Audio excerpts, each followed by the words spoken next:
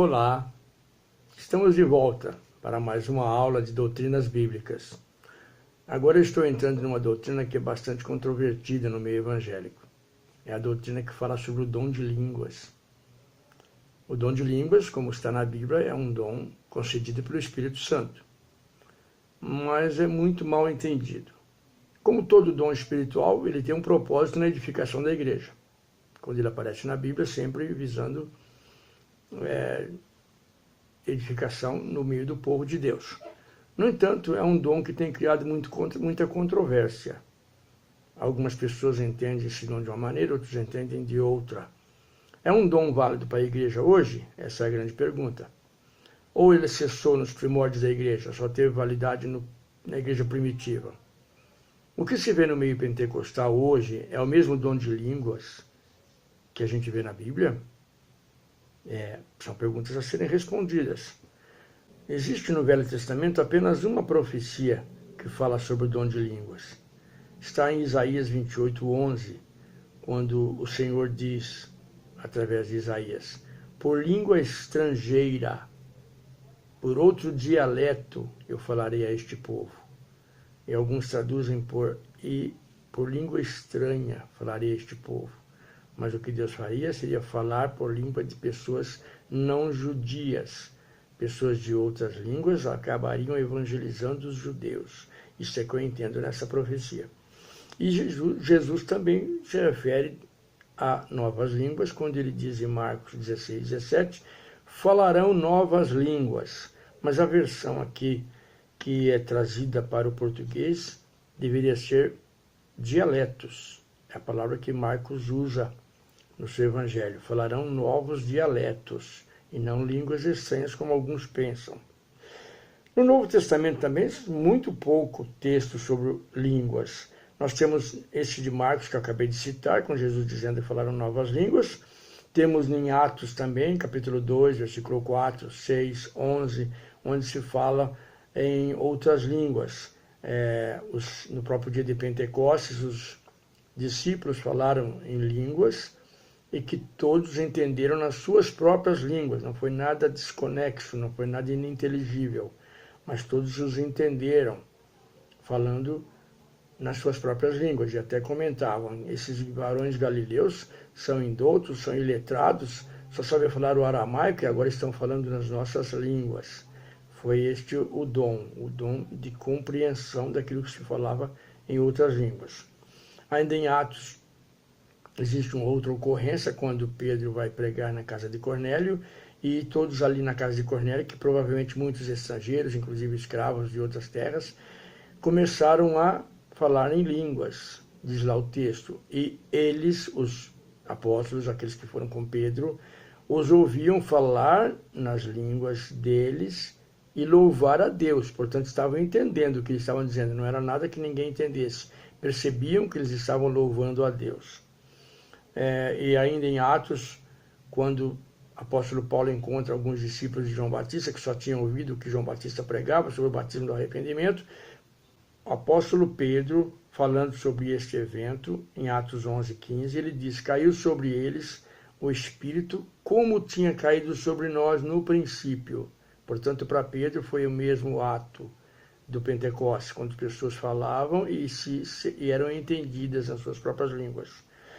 Outro fato, ainda em Atos, que acontece quando Paulo chega e entra em contato com alguns discípulos de João Batista, que tinham sido batizados no batismo do arrependimento, mas nem sabiam da fé em Jesus Cristo e nem do dom do Espírito.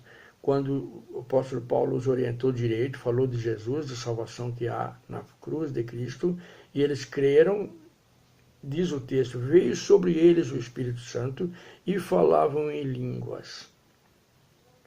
Estes são os únicos atos, os únicos fatos que se fala no livro de Atos.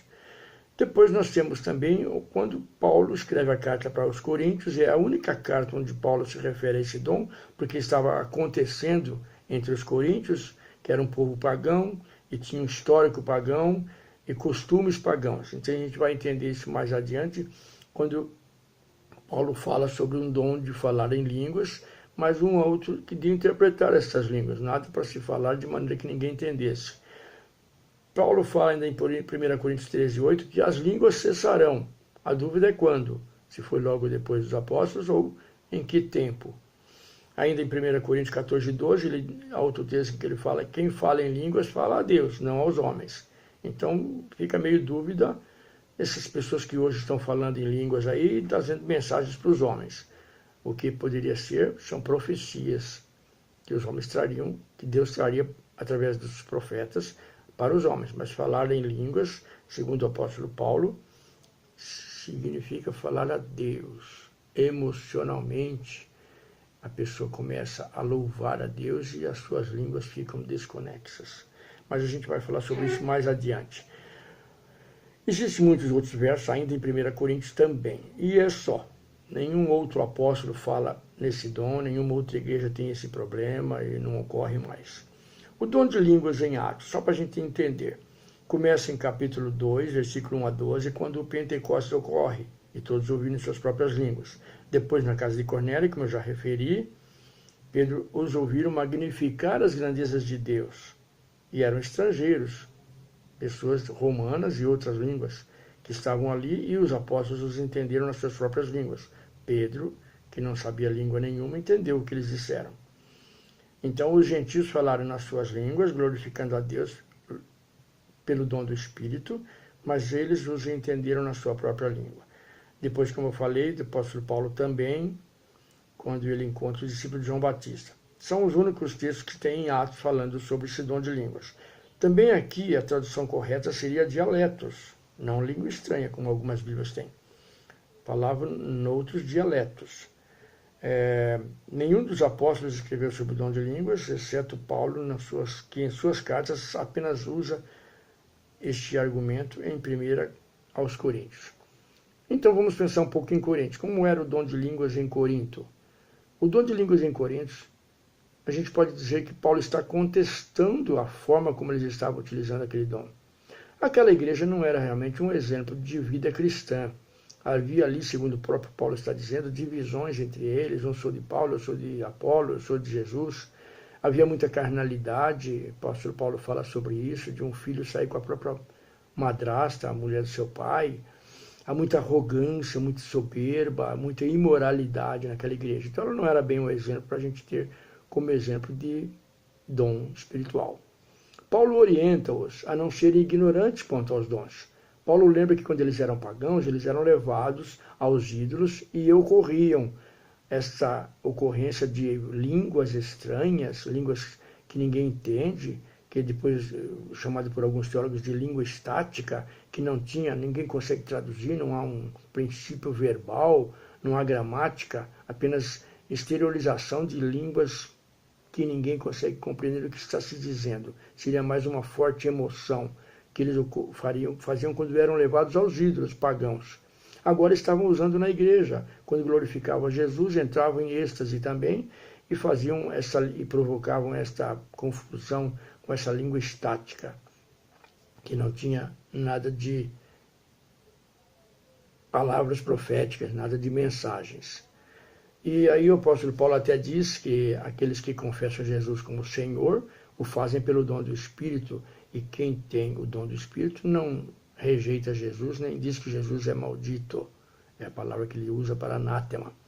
Paulo então usa nesse ensinamento para os coríntios a expressão da forma estática, que não tem mensagem nenhuma, que é só apenas a alma da pessoa falando a Deus e que nem ela mesma compreende o que está dizendo. E a dialética, que é quando eles falam em outra língua, que as pessoas ali naquela região não entendem, eles têm que ter alguém que traduza. Então quem fala em língua, diz lá 1 Coríntios 14:2, não fala aos homens, mas fala a Deus. Quem fala em língua, nesse texto, versículo 4, ele diz assim mesmo se edifica. Por quê? Porque ele está louvando, está glorificando a Deus. Mas Paulo diz a eles, olha, é bom que vocês façam sons distintos. Não adianta uma corneta tocar indistintamente que ninguém vai obedecer o comando. Tem que ter sons distintos, sons que as pessoas compreendam. Se não falarem algo compreensível, não adianta nada estar falando. Quem fala em outra língua, olhe para interpretá-la, se ocorre isto. Se há alguma mensagem subliminar que vem na sua emoção. O apóstolo Paulo ainda diz: se eu oro em uma língua, meu espírito ora bem, mas a minha mente fica infrutífera, porque não há mensagem, é apenas a minha glorificação a Deus. Então ele diz ainda em outros textos, lá capítulo 14 ainda, versículo 20, 21, não sejais meninos no juízo, sejam amadurecidos. Ele fala também, os sinais, as línguas são sinal para os incrédulos, para que eles possam perceber que Deus está se manifestando ali no meio daquelas pessoas, mas não para os crentes. Para os crentes tem que ser profecia, palavra que traga edificação.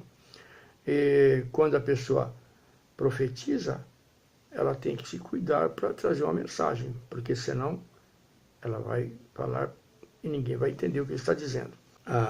Ele termina ainda dizendo que, pois Deus não é Deus de confusão, mas é um Deus de paz. Então vejam, se esses dons que são usados hoje nas igrejas pentecostais é dom do Espírito, eu preciso cuidado, porque não há um dom que não seja para a edificação da igreja. Se não é para a edificação da igreja, melhor evitar de trazer confusão, porque diz o versículo 33, Paulo diz bem claramente, Deus não é Deus de confusão, mas é um Deus de paz. Não proibais falar em línguas, ele diz no versículo 39, mas o crente deve se controlar, o crente tem que ter domínio sobre o seu espírito. E ele conclui dizendo, se alguém deseja dons, procure os que edificam a igreja. Paulo recomenda, use o dom da profecia. E hoje profecia é apenas o que está na palavra de Deus, na Bíblia. Isto aqui foi enfeixado com toda a profecia que nós podemos almejar. Se eu não disser algo que venha da palavra de Deus, é melhor eu não dizer. Ok? Até a próxima aula.